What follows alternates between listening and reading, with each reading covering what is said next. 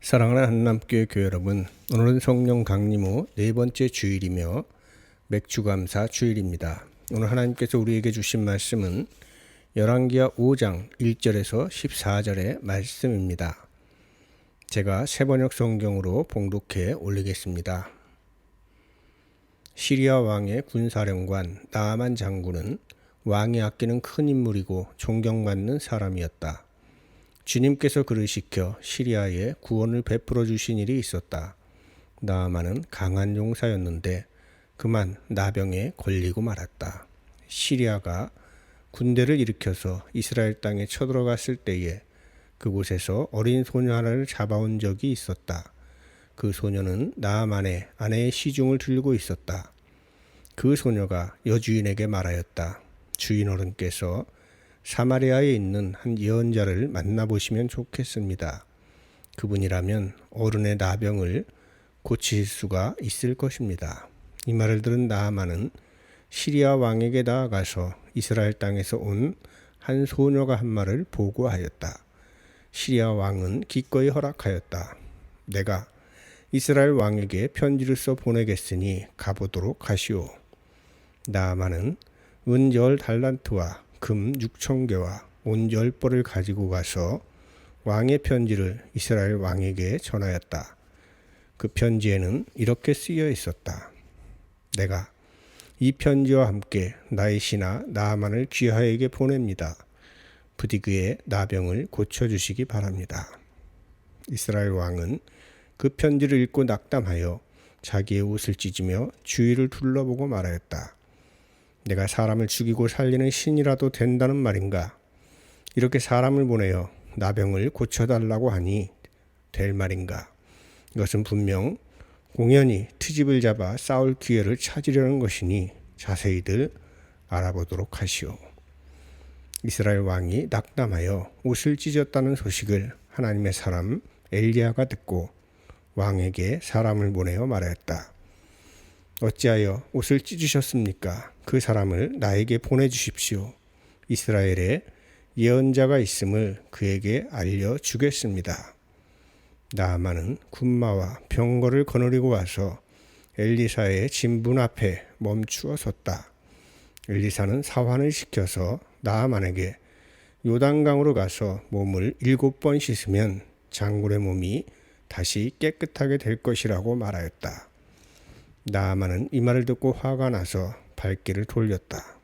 적어도 엘리사가 직접 나와서 정중히 나를 맞이하고 주 그의 하나님의 이름을 부르며 상처 위에 직접 안수하여 나병을 고쳐주어야 도리가 아닌가. 다마스쿠스에 있는 아마나 강이나 바르발 강이 이스라엘에 있는 강물보다 좋지 않다는 말이냐. 강에서 씻으려면 거기에서 씻으면 될 것이 아닌가. 우리나라의 강물에서는 씻기지 않기라도 한다는 말이냐 하고 불평하였다. 그렇게 불평을 하고 나서 나아만은 발길을 돌이켜 분을 참지 못하며 떠나갔다. 그러나 부하들이 그에게 가까이 와서 말하였다. 장군님, 그 예언자가 이보다 더한 일을 하라고 하였다면 하지 않으셨겠습니까? 다만 몸이나 씻으시라는데 그러면 깨끗해진다는데 그것 좀 못할 까닭이 어디에 있습니까? 그리하여 나아만은 하나님의 사람이 시킨 대로 요단강으로 가서 7번 몸을 씻었다. 그러자 그의 살결이 어린아이의 살결처럼 새 살로 돌아와 깨끗하게 나았다. 아멘. 오늘 주신 말씀을 통해서 그것 좀 못할 까닭이 어디에 있습니까? 하는 제목으로 하나님의 말씀을 나누고자 합니다. 사랑하는 여러분, 오늘은 한 해의 절반을 감사하고 남은 절반을 어떻게 살아가야 할 것인지 결단하는 맥주감사 주일입니다. 맥주감사절의 기원은 출애굽기 23장 6절에 맥주절을 지키라. 이는 내가 수고하며 밭에 뿌린 것에 첫 열매를 거둠이니라 하는 말씀입니다. 이집트에서 430년의 노예 생활 끝에 출애굽한 후에 광야에서 40년을 떠돌다 약속의 땅 가나안에 들어왔습니다. 가나안에 정착한 후에 가장 소출을 빨리 얻을 수 있는 보리를 심었고 그들은 마침내 땀 흘려 씨를 뿌리고 수고한 만큼 거둘 수 있었습니다. 이런 일은 자그마치 470년 만의 경사입니다. 모세는 약속의 땅에 들어가 정착을 하면 농사를 짓게 될 것이고 소출을 가장 빨리 얻을 수 있는 보리 농사를 짓게 될 것을 예견했기에 이런 명령을 한 것입니다. 감사라는 단어는 느끼다, 감동하다, 흔들리다 라는 뜻입니다.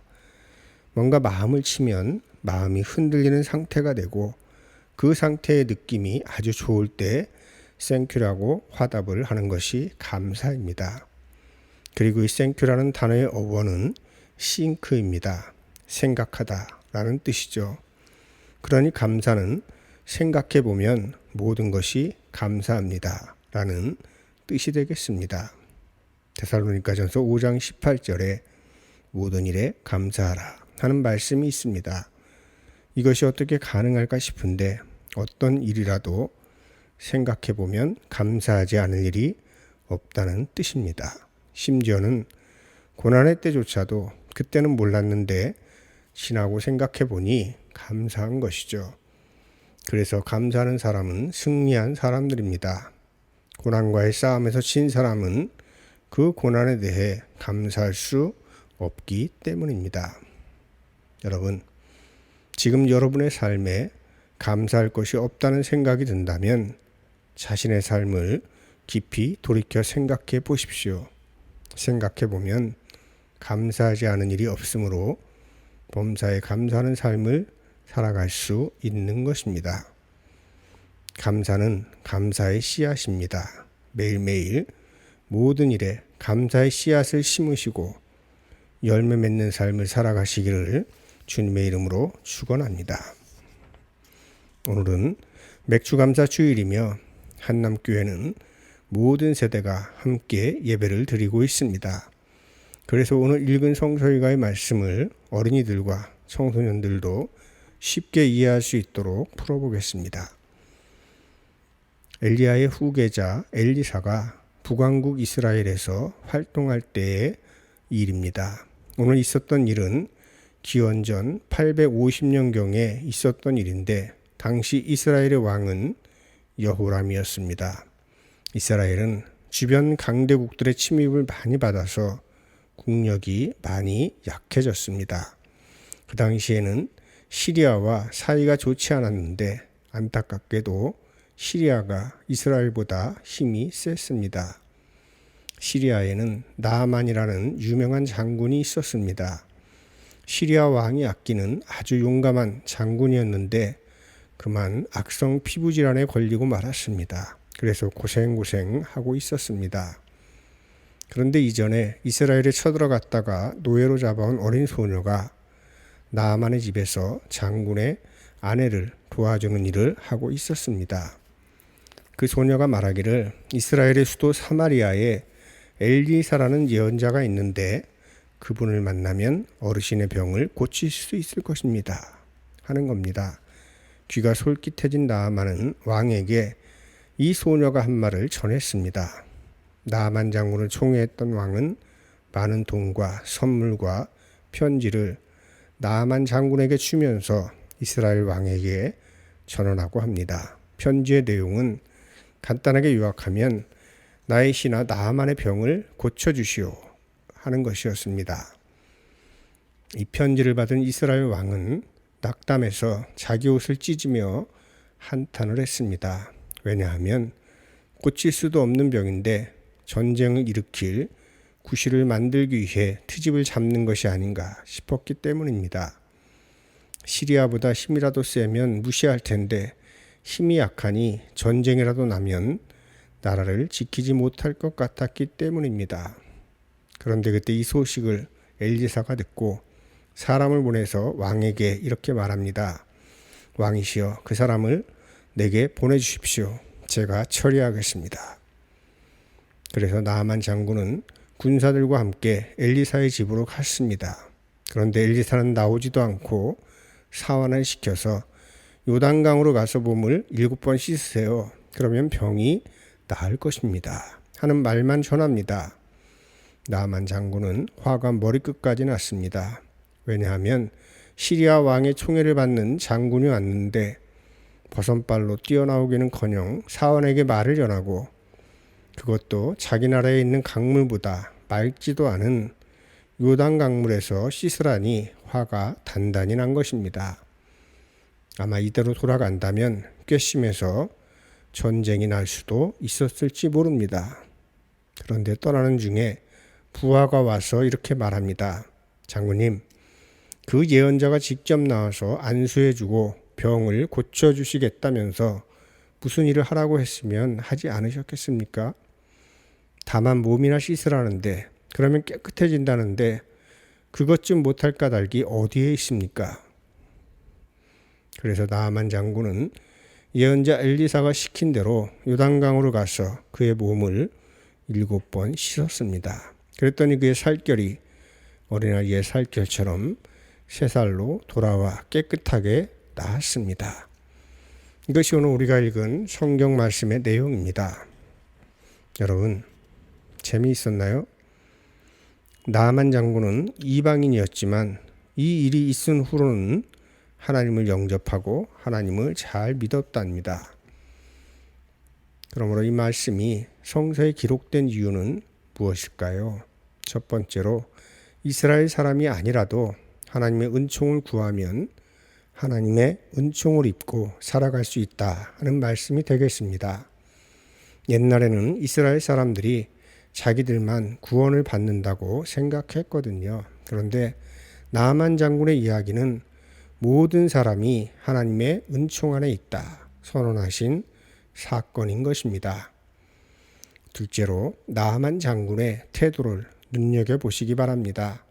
왕의 총애를 받는 장군인데도 교만하지 않고 남의 말을 경청할 줄 압니다. 3절에 보면 어린 소녀의 말을 경청하고 그의 말을 왕에게 알립니다. 그리고 13절에 보면 부하들의 말을 경청하여 엘리사가 전한 말대로 요단강에서 몸을 씻습니다. 어린 소녀의 말을 경청하여 치료의 길이 열렸다면 부하들의 말을 경청하여 병을 고친 것입니다. 여러분, 자기 말만 하지 마시고 상대방의 말을 귀담아 들으시는 지혜로운 분들 되시길 바랍니다. 남의 말에 귀를 기울일 줄 아는 사람이 지혜로운 사람이고 성숙한 사람입니다. 기도할 때에도 내 말만 하지 말고 하나님의 말씀에 귀를 기울여야 합니다. 자기 말만 앵무새처럼 떠드는 세상이지만 남의 말에 귀를 기울일 줄 아는 성숙한 삶을 살아가시는 모든 분들 되시기를 주님의 이름으로 축원합니다. 오늘 말씀의 제목은 성경 본문 중에 부하들이 나아만 장군에게 한 그것 좀 못할 까닭이 어디에 있습니까? 에서 따왔습니다. 이 말은 나아만 장군이 화가 나서 다시 돌아가려고 할 때에 부하들이 나아만 장군에게 한 말입니다. 그것 좀, 이 단어가 의미하는 바는 무엇입니까? 요즘 말로 하면 그까이 거입니다. 해도 그만이고 안 해도 그만이고 설령해서 손해를 본다고 하더라도 별로 손해될 일도 없는 것이기도 하고 누구나 할 수 있는 쉬운 일이기도 합니다. 이것이 바로 그것쯤이 가지고 있는 의미입니다. 그런데 그것쯤이 기적의 시작이었습니다. 부하들이 나아만에게 뭐라고 이야기합니까? 다만 몸이나 씻으시라는데 라고 합니다. 그러니까 요단강에 다만 몸을 씻는 일이 그것쯤에 해당하는 말인 것입니다. 프란치스코 살레시오는 이런 말을 했습니다. 죄의 세계에서 벗어나 덕을 실천하려는 사람은 단번에 그리 되리라고 생각해서는 안 된다. 새벽도 어둠을 조금씩 흩어버리며 밝아오는 것이다. 아주 조금씩 어둠이 흩어지다가 아침이 밝아오는 것처럼 우리가 그것쯤이라고 생각하는 것으로 인해 아침이 밝아오기도 하고 어둠이 오기도 하는 것입니다. 우리의 신앙적인 삶에서 그것쯤 누구나 할 수 있고 해도 그만이고 안 해도 그만인 것 같은 그까이 거 하고 넘겨버릴 수 있는 것들은 무엇일까요? 하나님께서는 우리에게 복된 삶을 주신다고 약속하셨습니다. 임마누엘로 우리의 모든 삶을 인도해 주신다고 하셨습니다. 우리의 삶을 인도해 주시는 목자가 되셔서 우리를 푸른 초장으로 인도해 주시겠다고 하셨고 영생을 주시겠다고 하셨습니까? 무엇을 통해서? 다만 몸이나 씻으시라는 데와 같은 그것쯤입니다. 다만 예배만 드리시라는데, 다만 기도만 하시라는데, 다만 봉사만 하시라는데, 다만 사랑만 하시라는데, 다만 감사만 하시라는데, 그것쯤을 안 해서 못하는 것이 아니라 안 해서 하나님께서 우리에게 주시는 모든 복된 삶을 발로 차버리는 것은 아닙니까? 그것쯤 못할 까닭이 어디에 있겠습니까? 예배드리라는 그것쯤, 기도하시라는 그것쯤, 봉사하시라는 그것쯤, 사랑하시라는 그것쯤, 감사하시라는 그것쯤, 이렇게 그것쯤에 해당할 수 있는, 지나칠 수 있는 작은 일도 소중하게 생각하는 이들은 어둠을 조금씩 흩어버리고 새벽을 맞이하는 사람들이라고 할 수 있겠습니다. 그러나 이것을 대수롭지 않게 생각하는 이들은 밝음을 조금씩 갉아먹으며 어둠을 맞이하는 이들인 것입니다. 하나님이 여러분에게 하시라고 명하시는 일이 때로는 감당하기 어려운 일일 수도 있습니다만 대체로 누구나 능히 감당할 수 있는 일을 주십니다. 그것쯤은 나도 할 수 있는 일을 주신단 말입니다. 그 일들을 피하지 마시기 바랍니다. 그 일을 피한다고 해서 당장에 무슨 일이 일어나는 것은 아닙니다. 그러나 그 일을 피하면 하나님께서 주시는 기적적인 삶과는 상관없는 삶을 살아가게 될 것입니다. 여러분, 많은 분들이 죽은 다음에나 심판받는 것으로 생각하는데 사실 하나님의 심판은 현재 진행 중입니다. 하나님과 관계없이 살아가는 것, 그것쯤이야 하면서 무관심하게 넘기는 일들도 인해 기적과 담을 쌓고 사는 것이 이미 죄의 종으로 살아가는 것입니다. 어느새 2022년의 절반의 시간이 갔습니다. 하지만 감사하게도 절반의 시간이 남았습니다. 남은 절반의 시간 동안에 그동안 여러분들이 그것쯤이라고 소홀히 생각했던 것들의 소중함을 회복하시길 바랍니다. 그때 여러분의 삶이 기적과도 같은 삶으로 나아갈 것입니다. 함께 말씀을 기억하면서 거듭기도 드리겠습니다. 한 해의 절반을 지켜주신 하나님, 우리에게 절반의 시간을 또한 허락하여 주시니 감사드립니다.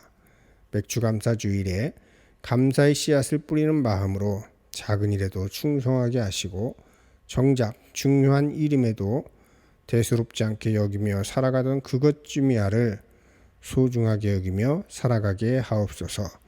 예수님의 이름으로 기도드립니다. 아멘.